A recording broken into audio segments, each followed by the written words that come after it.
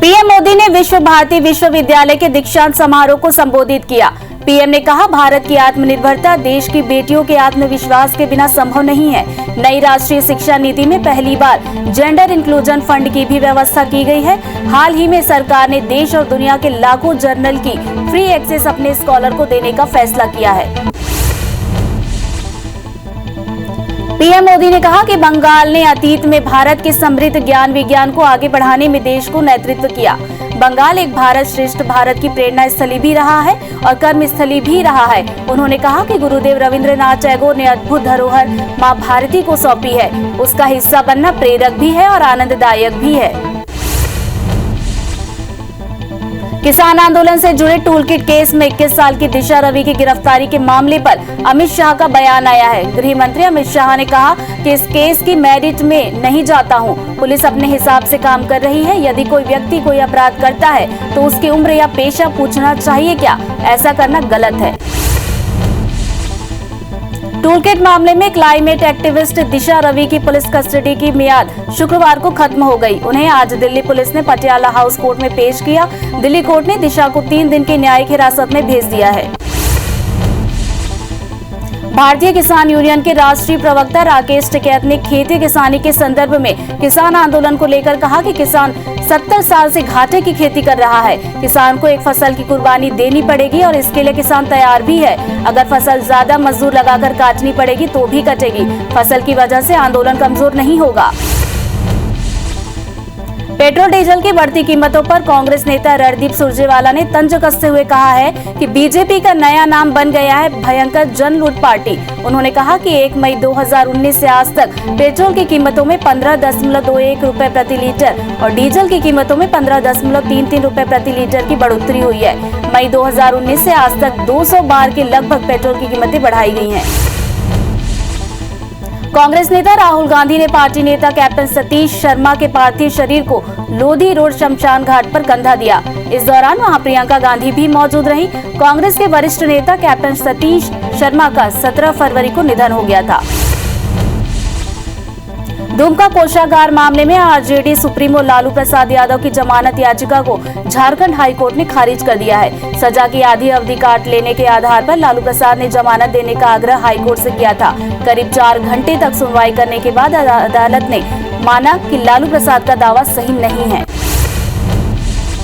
लालू यादव की तरफ से दलील पेश करते हुए अधिवक्ता कपिल सिब्बल ने कहा कि चारा घोटाले से संबंधित आरोपी जगदीश शर्मा, दयानंद कश्यप और सुनील गांधी को आधी सजा पूरी नहीं होने के बावजूद हाईकोर्ट ने जमानत प्रदान की है। लालू प्रसाद की तबीयत भी ठीक नहीं है, वे गंभीर रूप से बीमार हैं। इस आधार पर भी वे जमानत के हकदार हैं।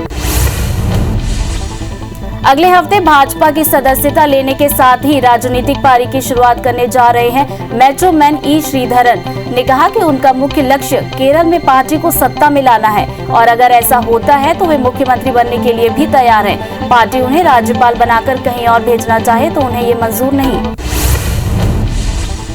प्रधानमंत्री नरेंद्र मोदी की तारीफ करते हुए उन्होंने कहा कि मोदी सरकार के हर कार्य का विरोध करना आजकल फैशन बन गया है। उन्होंने ये भी कहा कि देश में कोई असहिष्णुता नहीं है। पद्मश्री और पद्म विभूषण से सम्मानित 88 वर्षीय सिविल इंजीनियर ने कहा कि उनका मुख्य मकसद भाजपा को केरल में सत्ता में लाना है।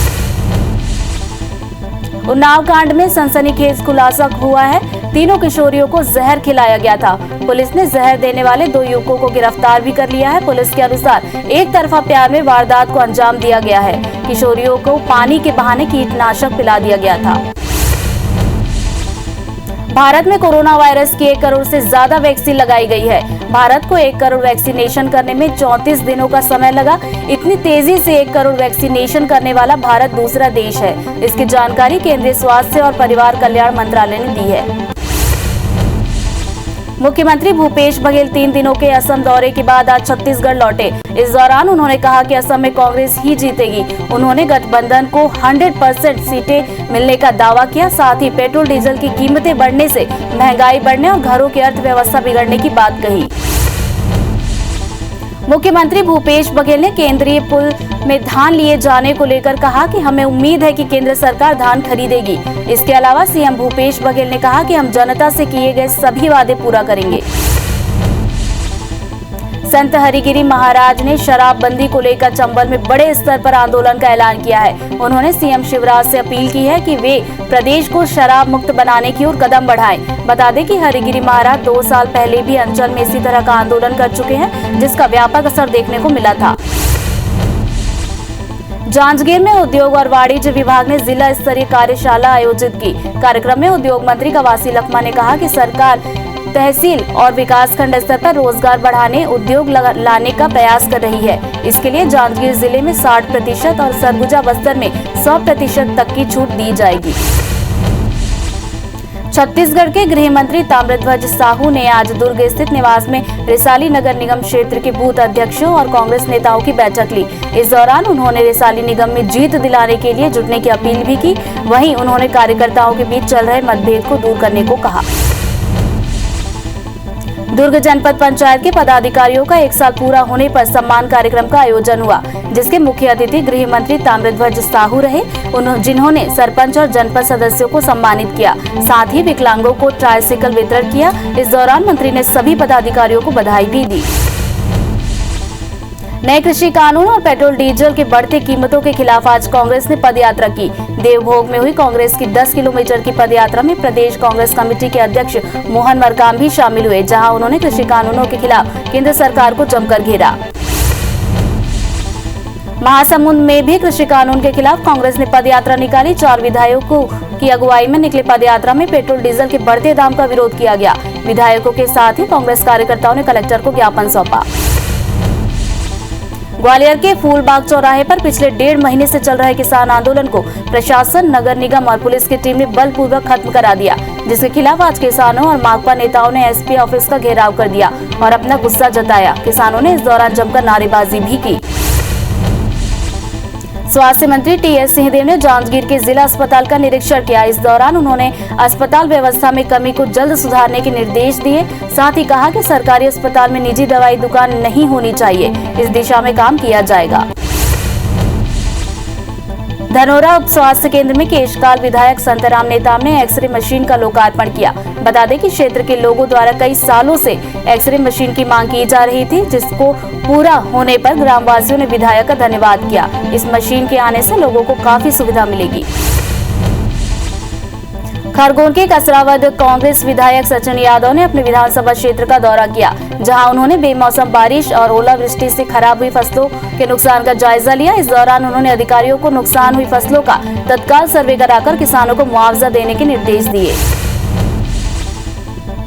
प्रदेश में महिलाओं और बच्चियों के खिलाफ अपराध की बढ़ती घटनाओं के खिलाफ कल बीजेपी महिला मोर्चा विरोध प्रदर्शन करेगी। रायपुर, दुर्ग, भिलाई के 4 संगठन जिला इकाइयों से महिला मोर्चा की सदस्य एवं पदाधिकारी राजधानी रायपुर में जुटेंगी और बूढ़ा तालाब धरना स्थल पर प्रदर्शन करेंगी। रायपुर जिला शिक्षा अधिकारी ने 240 प्राइवेट स्कूलों की मान्यता रद्द करने का फरमान वापस ले लिया है। स्कूलों की मान्यता रद्द करने वाले पुराने आदेश को रद्द करने के लिए नया आदेश भी जारी किया गया है। इस नए आदेश में पूर्व जिला अधिकारी के जारी आदेश पर भी सवाल उठे हैं। बिलासपुर कमिश्नर संजय आलम गौरेला पेंचा मरवाही पहुंचे, जहां उन्होंने जिला मुख्यालय और अन्य कार्यालयों के लिए प्रस्तावित स्थलों सहित शासकीय कार्यालयों का निरीक्षण किया। साथ ही अमरकंटक की सीमा से सटे पर्यटन स्थलों के समुचित विकास करने की बात कही। बैतूल में महंगाई के खिलाफ कांग्रेस कमेटी के प्रदर्शन में पूर्व मंत्री सुखदेव पासे भी शामिल हुए, जिन्होंने आंदोलन के दौरान अभिनेत्री कंगना रनौत पर आपत्तिजनक टिप्पणी कर दी, जिससे महिलाएं आक्रोशित हो गईं और कलेक्टर को ज्ञापन सौंपकर विधायक पर एफआईआर दर्ज करने की मांग की। जबलपुर कांग्रेस विधायक संजय यादव ने नर्मदा नदी में गंदे नाले का पानी मिलने को लेकर विरोध प्रदर्शन किया। संजय यादव ने शाह नाले के पास धरने पर बैठकर सीवरेज ट्रीटमेंट प्लांट नहीं लगाए जाने का विरोध किया। उन्होंने कहा कि शाह नाले का गंदा पानी नर्मदा नदी में मिलता है। छत्तीसगढ़ के 1 लाख आंगनबाड़ी कार्यकर्ताओं ने सरकार से अपनी मांगों को लेकर प्रदर्शन किया। 9 सूत्रीय मांगों को लेकर आंगनबाड़ी कार्यकर्ताओं ने आज 1 दिवसीय धरना प्रदर्शन किया। कार्यकर्ताओं ने कांग्रेस सरकार के चुनावी घोषणा पत्र में किए गए वादों को याद दिलाया। धमतरी के करेलीबड़ी में रेत खदान बंद करने की मांग को लेकर ग्रामीणों ने कलेक्ट्रेट का घेराव कर दिया। ट्रैक्टर में सवार होकर पहुंचे ग्रामीणों ने पहले प्रशासन के खिलाफ जमकर नारेबाजी की, फिर रेत खदान बंद करने की मांग की। खदान बंद नहीं होने पर उग्र आंदोलन की चेतावनी भी दी है। सूरजपुर के ठेकेदार संघ ने 3 सूत्रीय मांगों को लेकर कलेक्टर को ज्ञापन सौंपा है। प्रदेश के ठेकेदार सभी जिलों में बैठक कर भूपेश सरकार के खिलाफ मोर्चा खोलने की तैयारी कर रहे हैं। इसके तहत उन्होंने आज बैठक कर योजना बनाई, वहीं मांगे पूरा नहीं होने पर आंदोलन करने की चेतावनी दी है। मरवाही में मनमानी का आरोप लगाते हुए पटवारी सहित कई कर्मचारियों ने नायब तहसीलदार के खिलाफ मोर्चा खोल दिया। इसके बाद काम का बहिष्कार करते हुए तहसील के सामने जमकर प्रदर्शन किया। कर्मचारियों का आरोप है कि मरवाही नायब तहसीलदार अपने पद का दुरुपयोग करते हुए उन्हें मानसिक रूप से प्रताड़ित कर रहे हैं। कोरबा में पेशा कानून को लेकर सर्व आदिवासी समाज और सरपंच संघ ने रैली निकाली, जो घंटाघर होते हुए कोसाबाड़ी पहुंची, जहां उन्होंने कलेक्ट्रेट का घेराव करना चाहा, लेकिन पुलिस ने उन्हें चौक पर ही रोक लिया। इसके बाद भी वे कलेक्ट्रेट पहुंचे, जहां नारेबाजी करते हुए उन्होंने कलेक्टर को ज्ञापन सौंपा। मुरैना में परिवहन विभाग ने टैक्स बकाया वाले वाहनों पर कार्रवाई करते हुए 74 वाहनों को पकड़ा, जिनसे 2.5 लाख रुपए का टैक्स जमा करवाया। आरटीओ अर्चना परिहार ने क्षमता से अधिक सवारियों को बैठाने वाली बसों पर कार्रवाई की। 2 बसें ब्लैक लिस्टेड, 2 की फिटनेस निरस्त, 74 वाहनों पर जुर्माना लगाया। विभाग ने 3 जगहों पर अभियान चलाकर कार्रवाई की। सीधी बस हादसे के बाद भी बस मालिक परिवहन नियमों की अवहेलना कर रहे हैं। सिंगरौली में 39 सीटर बस में 71 सवारियां बैठाकर ले जाया जा रहा था।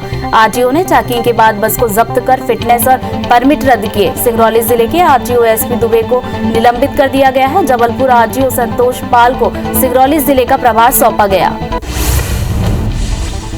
भू माफिया के खिलाफ चलाए जा रहे मुहिम के तहत देवसर एसडीएम ने चिन्हित स्थानों पर अतिक्रमण हटाने की कार्रवाई की। उन्होंने जियावन में राष्ट्रीय राजमार्ग 39 के किनारे बने पुराने ढाबे का अतिक्रमण हटवाया, साथ ही नए ढाबे के सामने बने शौचालय को ध्वस्त करने की कार्रवाई की।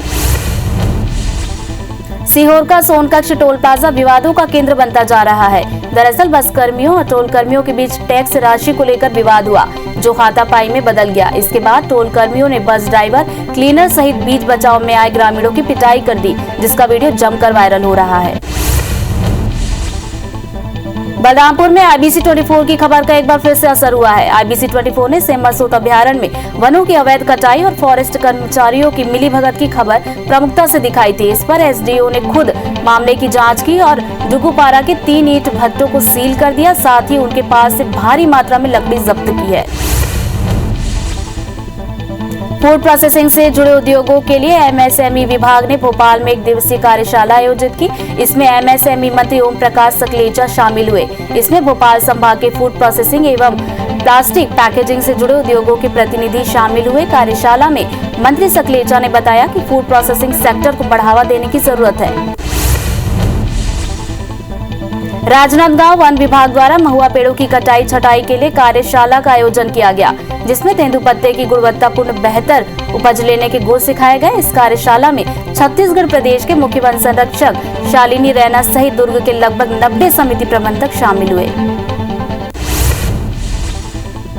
लोन वराटो अभियान के तहत दंतेवाड़ा में 5 इनामी सहित 6 नक्सलियों ने सरेंडर किया है। एसपी और डीआईजी सीआरपीएफ के सामने नक्सलियों ने सरेंडर किया। इन नक्सलियों पर सड़क काटने, ब्लास्ट करने और ग्रामीणों की हत्या के मामले में अलग अलग थानों में शिकायतें दर्ज थी। गुना के महुगड़ा रेलवे क्रॉसिंग फाटक को लोहे से भरी ट्रॉला ने जोरदार टक्कर मार दी। इस दौरान वहां खड़े 2 नाबालिग लड़के भी इसकी चपेट में आ गए, जिसमें से एक की मौके पर ही मौत हो गई, जबकि दूसरा गंभीर रूप से घायल है, जिसका इलाज अस्पताल में चल रहा है। खंडवा सड़क हादसे में 3 बच्चों की मौत हो गई। पुलिस के मुताबिक अज्ञात वाहन ने बाइक सवार को टक्कर मार दी, जिसमें 3 बच्चों की जान चली गई, जबकि एक की हालत गंभीर है। हादसा नर्मदा नगर थाना इलाके में हुआ। अशोकनगर में एक शिक्षक ने पारिवारिक विवाद के चलते पत्नी और 2 बच्चियों का गला रेत कर हत्या कर दी। इसके बाद खुद पर कैरोसिन डालकर खुदकुशी कर ली। फिलहाल चारों का इलाज अस्पताल में जारी है। पुलिस के मुताबिक आरोपी ने चरित्र संदेह की वजह से घटना को अंजाम दिया।